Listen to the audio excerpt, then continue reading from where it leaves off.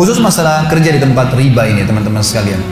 Saya nasihatin karena Allah Subhanahu wa taala. Jangan Anda pahami Ustaz ini kolot atau terlalu keras, bukan masalah itu. Tapi riba ini teman-teman sekalian berat sekali riba ini. Dan memang kalau Anda lilitkan diri Anda di riba ini, maka sulit untuk lepas. Karena memang sudah Allah katakan sebenarnya dalam Al-Quran, sifat riba memang begitu. Ya ayyuhalladzina amanu la ta'kulur riba adha'afan mudha'afa. Hai orang beriman, jangan sampai kau makan riba, karena itu akan terus berlipat buat kalian. Ini berbahaya buat kalian, tidak boleh. Teman-teman sekalian, hadis Nabi renungi. Yang pertama, kata Nabi SAW, 1 dirham riba lebih berat daripada 36 kali berzina. Riwayat yang lain, kata Nabi SAW, 1 dirham riba lebih berat daripada berzina dengan ibu kandung. Ini berat. Dan satu-satunya dosa besar yang Allah Subhanahu wa taala perintahkan untuk diperangi adalah riba. Allah Subhanahu wa taala menyebutkan dalam Al-Quran masalah itu. Allah dan Rasulnya akan memerangi orang-orang yang memakan riba, gitu kan? Jadi teman-teman sekalian, saya kasih pengalaman sebagai penutup materi kita. Ada satu orang teman datang di pengajian, saya kerja di bank konvensional. Alhamdulillah, rata-rata yang saya sudah jelaskan mereka hanya tinggalkan. Orang ini umurnya 30 tahun. Dia bilang, Pak Ustaz, saya kerja di bank konvensional, saya tahu riba. Saya sudah dengar ceramah Ustaz dan berat bagi saya, terbebani. Setiap hari ada beban batin. Saya tahu ini nggak boleh. Tapi kalau saya tinggalkan, saya berikan makan minum dari mana anak istri saya. Mereka hidup dari saya sekarang. Saya tanya, Mas umurnya berapa? Dia bilang 30 tahun Ustaz. Baik. Sudah berapa lama kerja di bank? 3 tahun. Berarti 4 tahun. 3 tahun atau 4 tahun? Anggaplah 3 tahun. Berarti 27 tahun yang lalu belum kerja di bank. Saya tanya, 27 tahun yang lalu ini Anda di mana? Dia bilang, saya dari kecil mulai kerja, sekolah, SD, SMP, SMA, kuliah semua dibiayai oleh orang tua saya. Cari-cari kerja sampai akhirnya saya kerja di bank ini. Sebelumnya saya masih kerja freelance ke sana sini. Sekarang saya terikat dengan kerja ini.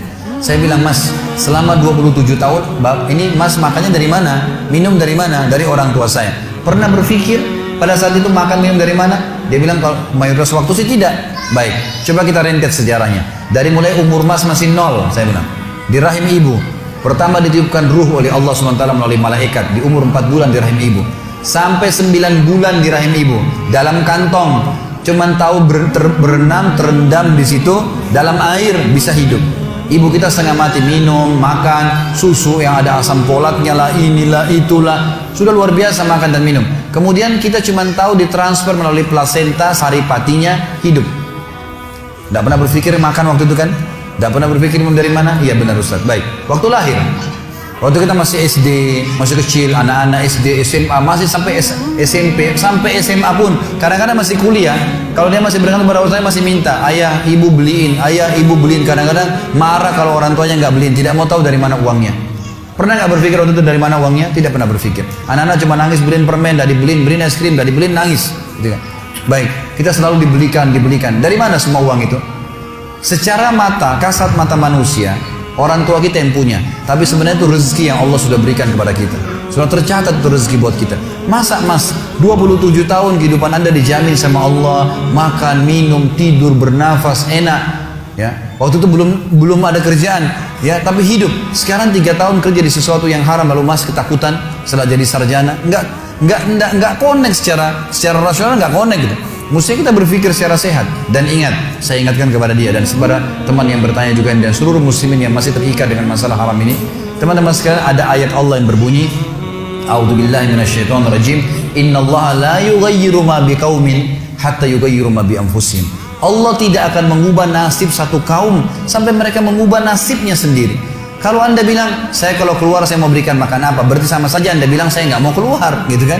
Mau tetap di situ. Kalau kita nggak mengambil langkah, nggak mengubah nasib kita, nggak keluar dulu, maka kita akan terkurung terus. Allah nggak akan mengubah nasib itu.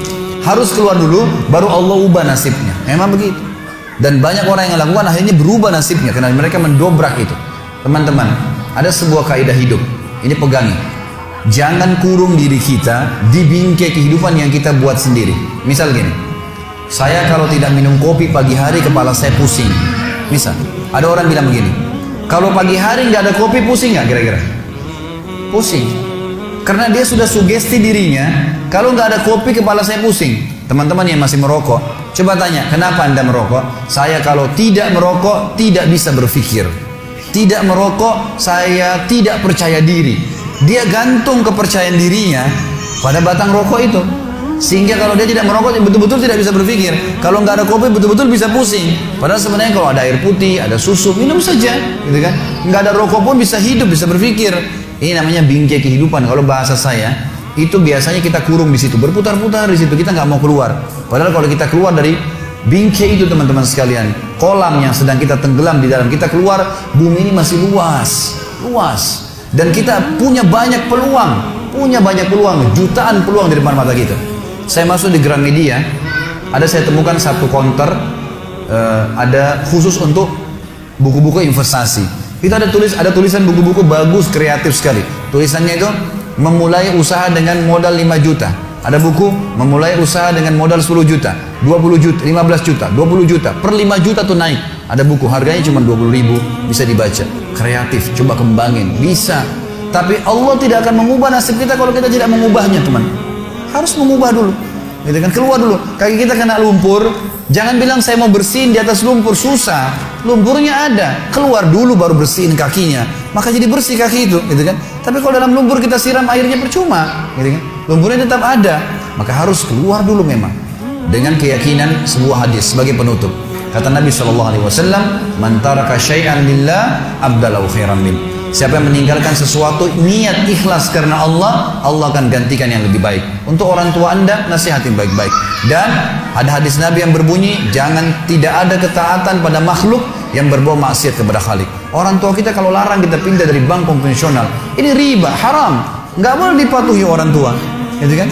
Orang tua suruh seorang muslimah buka jilbabnya, nggak boleh dipatuhi ini. Kepatuhan hanya pada hal yang tidak bau maksiat kepada pencipta, itu boleh. Kita lagi sholat wajib, orang tua kita panggil, nggak boleh kita berhenti. Tapi kalau lagi sholat sunnah boleh, gitu kan? Kita harus difahamin bagaimana memahami hukum-hukum syar'i itu. Allahu a'lam. Semoga Allah memudahkan Anda dan seluruh muslimin untuk keluar dari keterkaitan pada hal-hal yang haram ini. Mari kita berdoa kepada Allah SWT. Semoga Allah berkahi majelis kita.